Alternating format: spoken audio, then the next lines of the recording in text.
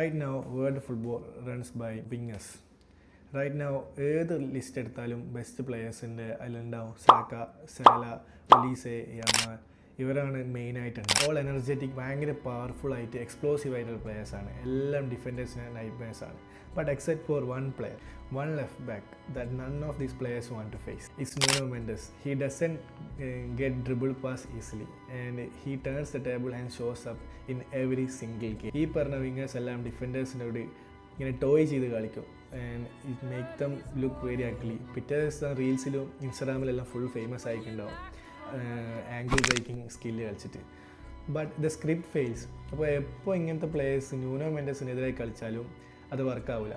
He doesn't survive those wingers, he dominates, and this season proves it. In round of 16 Champions League, Salah was the one PSG had to worry. പേടിക്കേണ്ടിരുന്ന ഒരു player Salah ആയിരുന്നു.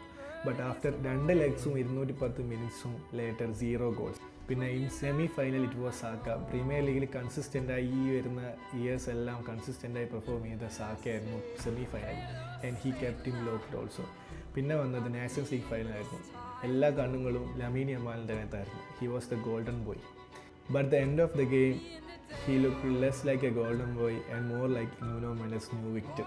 Lamine 2 dribble അറ്റംപ്റ്റ്സും 1 successful ആണ്. On the other side പോർച്ചുഗലിന് വേണ്ടിയിട്ട് Nuno Mendes score the goal. രണ്ട് Ballon d'Or കണ്ടൻഡേഴ്സിൻ്റെ ഡ്രീംസാണ് നശിപ്പിച്ചത്. And this shows how good is in this